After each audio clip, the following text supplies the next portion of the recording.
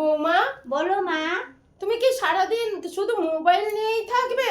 রান্না বান্না করবে না নাকি? দেখুন মা, সবসময় আমাকে রান্না রান্না বলবেন না। আপনিই তো করতে পারেন, আমাকে না বলে দেখছেন না আমি এখন টিপটাপ করছি, ডিস্টার্ব করবেন না। আরে এতকাল তো আমি রান্না করে এসেছি, তাহলে তোমাকে কিসের জন্য এনেছি? তোমাকে এনেছি তো ঘরের সংসারে সমস্ত কাজ করার জন্য। তুমি যদি এখন রান্না না করে মোবাইল নিয়ে বসে থাকো তাহলে কি হবে? দেখেন মা, মোবাইল এখন আমি টিপটাপ করছি, কানের দ্বারা ঘ্যাং ঘ্যাং করবেন না তো। আপনি তো যেতেই পারেন রান্না করে, আমাকে বলছেন কেন? হায় কপাল, কেমন একটা বউ এনেছি, সে সারাদিন মোবাইল নিয়ে ব্যস্ত। আসুক ছেলে, ছেলে আসুক, তাহলে ছেলেকে সব কথা বলতেই হবে যে সারাদিন সে টিপটপ টিপটপ টিপটপ নিয়ে ব্যস্ত থাকে। যাই আমি, তাহলে তুমি বসে টিপটপ করো, আমি চললাম। হ্যাঁ হ্যাঁ, যান যান, রান্নাঘরে গিয়ে রান্না করে, রান্না হয়ে গেলে আমাকে ডাকবেন।